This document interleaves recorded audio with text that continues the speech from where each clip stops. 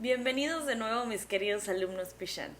Hoy vamos a hablar de la segunda parte de la prehistoria, que es la edad de los metales. Aquí el ser humano empieza a descubrir nuevas herramientas, nuevas técnicas para hacer las cosas. Se podría decir que nueva tecnología. Lo que quiero que se pregunten es, con estas nuevas tecnologías, también cómo empieza a evolucionar nuestra mente y por lo tanto nuestro impulso creativo. Así que acompáñenme a la prehistoria parte 2.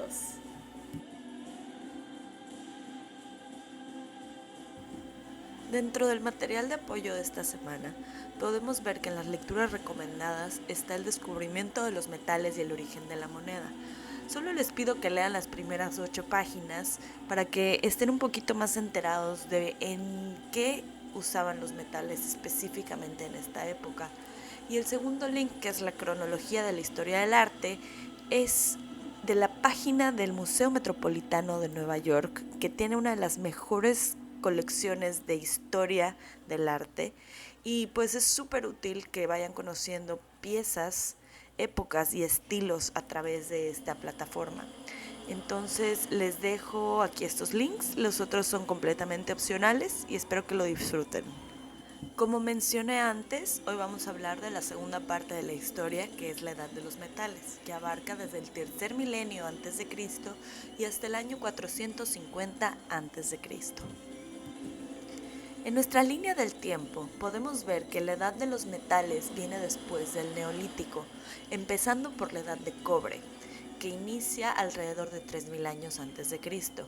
Es decir, que la edad de los metales abarca un poquito después del origen de la escritura cuneiforme y hasta antes de la edad clásica. Me gustaría recordarles que nuestra línea del tiempo va avanzando conforme nosotros lo hagamos, pero que estén muy pendientes de las fechas porque hay varias culturas que son de la misma época. Entonces, en esta línea del tiempo estarán las culturas y las piezas que veremos en la clase de hoy, y así pasará con las siguientes clases y sus líneas del tiempo. La edad de los metales se caracteriza principalmente por la transición total al sedentarismo y por el desarrollo de la metalurgia, con 3 metales o combinación de metales que fueron el cobre, el bronce, que se obtiene de la combinación del cobre con estaño y plomo, y finalmente el hierro, que es el segundo metal más abundante de la Tierra. Durante esta época surgieron varios inventos que fueron fundamentales para el desarrollo de la historia del humano y por lo tanto para la historia del arte. Durante esta época se inventó el barco con vela, que fabricaban con grandes pedazos de piel o pieles costuradas, lo cual propició la ampliación de las rutas comerciales, sobre todo por el Mediterráneo. Al mismo tiempo se inventaron las ruedas, que tallaban con trozos de madera bastante dura, como la que podemos ver aquí a la derecha. También aprendieron a desviar los ríos para crear canales que les favorecieran en sus cultivos, en su agricultura. Utilizaron el metal y la domesticación del ganado para diseñar el arado y para poder perforar la tierra. Crearon el molino de piedra para moler los granos y comenzaron a fabricar textiles que incluso teñían pintaban de colores como el púrpura y el rojo. En nuestro mapa podemos observar la distribución geográfica de la metalurgia. De hecho, podemos observar los puntos verdes son los yacimientos que se han encontrado de cobre, los puntos negros son de estaño y los rojos de oro. Las manchas cafés representan precisamente cómo comenzó a distribuirse el bronce desde el oriente y hacia Europa y África, todo alrededor de diferentes épocas. Las flechas azules representan la ruta del ámbar que comenzó a distribuirse desde el norte de Europa. El cobre llegó a ser empleado en toda Europa y levante mediterráneo. Era una de las materias primas por excelencia, ya que era de fácil recolección y se podía manipular fácilmente a base de martilleo. Precisamente por su suavidad, se usaba más en temas de adorno personal o decorativo que en temas utilitarios. Por lo tanto, durante esta época era utilizado para marcar estatus social o un nivel de riqueza. Comenzaremos a estudiar una de las primeras culturas ya con nombre, que se llama la cultura de los millares, que se establece alrededor de 3000 años antes de Cristo en la península ibérica. Y es importante porque es una de las culturas que podemos empezar a observar fortificaciones de tipo muralla, una estratificación social importante que iba dirigida por un solo jefe, seguido de los sacerdotes y guerreros, que era un grupo privilegiado que dirigía el conocimiento y las armas. Después iban los herreros, orfebres y comerciantes y todos estos nuevos oficios que eran altamente valorados. Y después iban los panaderos, hilanderos, tejedores y por último los ganaderos y agricultores. Como podemos observar en estas imágenes, las construcciones no están muy alejadas de las construcciones megalíticas. De hecho, en su mayoría son recintos cerrados que se utilizaban para hacer enterramientos, para conseguir refugio o para hacer algunos rituales. También podemos apreciar cómo empezaban a fortificarse a manera de muralla por niveles. También durante la Edad de Cobre aparece un tipo de cerámica que podemos apreciar a lo largo de diferentes culturas. Este es la cerámica campaniforme, que como podemos ver en la imagen de la derecha, obtiene su nombre por su forma de campana invertida. Este tipo de cerámica llevaba un diseño bastante sencillo con franjas horizontales que tenían dibujos geométricos o como tipo zigzag que acomodaban alrededor de toda la pieza. Los adornos personales eran principalmente realizados en oro y eran diademas o cuentas de collares o aretes. También aparecen botones, como el que vemos a la derecha, con perforaciones en V. Aquí podemos apreciar otro ejemplo de la cerámica campaniforme. Y del lado derecho tenemos un conjunto de joyas que utilizaban tanto hombres como mujeres y que estaban realizadas principalmente en oro o cobre. Ahora, la Edad de Bronce comienza en el año 2000 a.C. y abarca hasta aproximadamente el año 1200 a.C. La Edad de Bronce se distingue por la ampliación de las rutas comerciales por tierra con el uso de las grandes ruedas y por mar con técnicas de navegación mucho más avanzadas, como era el barco de vela. Al tener un mejor manejo de la metalurgia, podían producir cosas con mejores acabados y pues obviamente de mayor resistencia, lo que los llevó a experimentar con diferentes técnicas y eventualmente crearon la técnica de la cera perdida.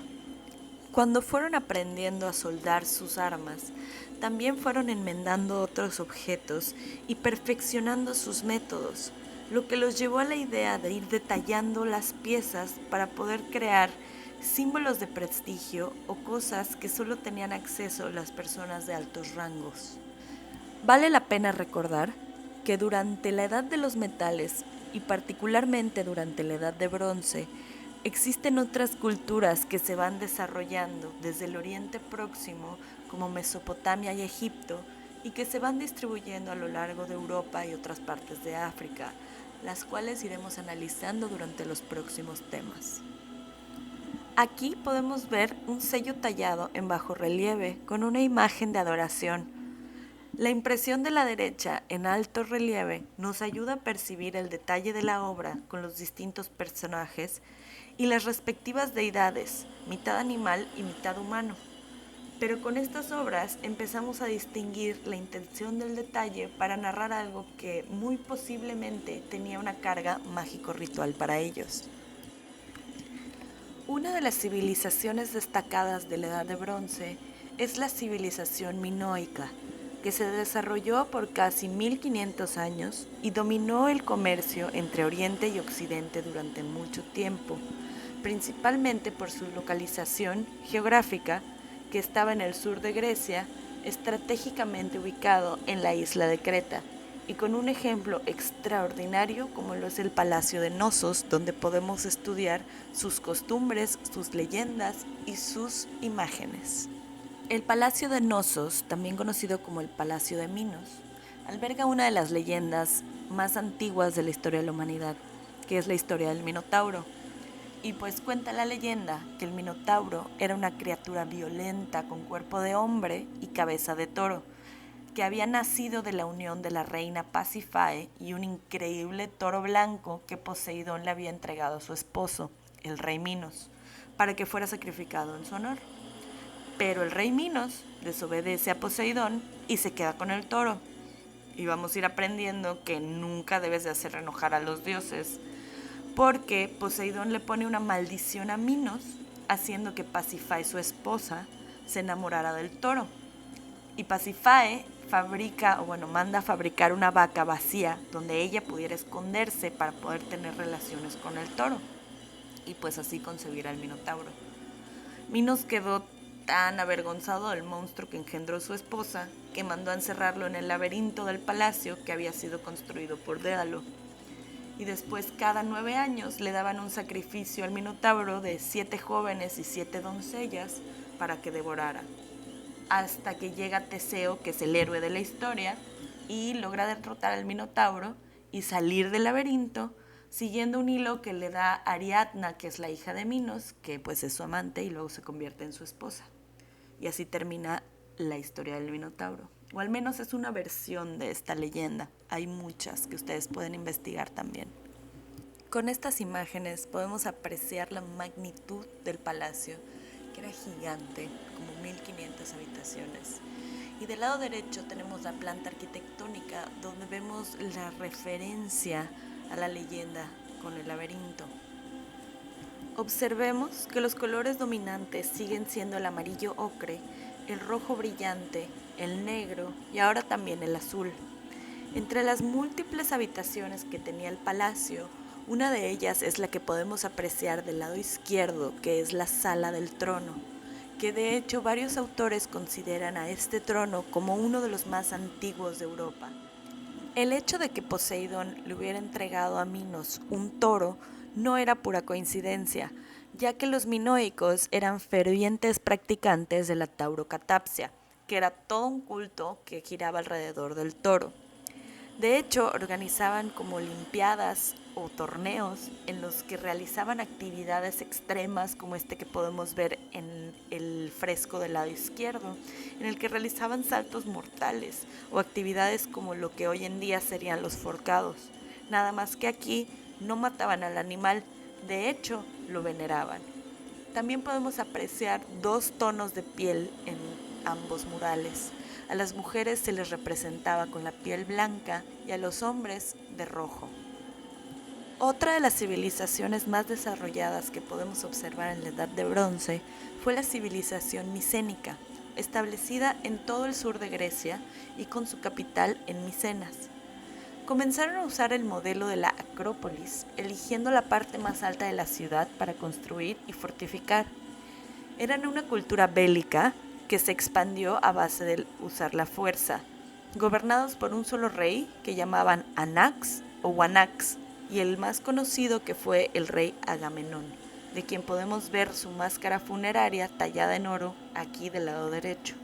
Quedan pocos rastros de esta gran civilización, pero uno de los más conocidos es la Puerta de los Leones, donde vemos a 2 grandes felinos sin cabeza custodiando la entrada a la ciudad. Se cree que las cabezas se perdieron o que fueron robadas, ya que eran de oro u otro material y que eran de fácil desprendimiento. También se sabe que miraban hacia el frente directamente a la persona que se estuviera aproximando hacia la puerta. Durante la Edad de Bronce se desarrollaron varios tipos de escritura. De hecho, 2 de los más conocidos y similares es el lineal A y el lineal B, que son sistemas que aparecen como medio para poder registrar cosas o hacer pedidos, pero comenzamos a utilizar sistemas de sílabas que luego se convertirían en conceptos y palabras. La última etapa de la prehistoria y de la edad de los metales es la edad de hierro, que abarca desde el año 1000 hasta el año 450 a.C. Esta se caracteriza, como su nombre lo dice, por el amplio uso del hierro a través de varias culturas, sobre todo por las nuevas rutas comerciales. El hierro les permitió elaborar armas y herramientas con mayor resistencia y que renovaron la forma de vida del ser humano. Durante la Edad de Hierro, una de las culturas destacadas es la cultura de los fenicios. principalmente porque fueron quienes explotaron las rutas comerciales marítimas, dominando el comercio por todo el sur del Mediterráneo. Físicamente estaban ubicados donde vemos la Mancha Verde, al oriente del Mediterráneo, hoy Israel, Siria, Líbano y Palestina. Es una zona muy peleada por ser la conexión con Europa y África, además de estar ubicados entre dos grandes fuentes de agua, que son el Mediterráneo y el río Jordán. Los fenicios son conocidos bíblicamente como los cananeos, que en hebreo significa mercader o traficante, y fueron los creadores del tinte púrpura, que extraían de un molusco llamado tiro, y con el que teñían sus textiles. Este color brillante se volvió muy popular y característico de la época. Además de sus telas, también comerciaban vidrio pintado, vino, cerámica, joyas, perfumes, cosméticos, cobre, estaño y otros materiales preciosos. Con esto concluimos la segunda parte de la prehistoria y el tema número 2. Ahora les invito a que chequen la dinámica número 2, que involucra participar en un foro de discusión contándonos cuál es tu definición de arte. Nos vemos en el próximo video y que tengan un día lleno de arte.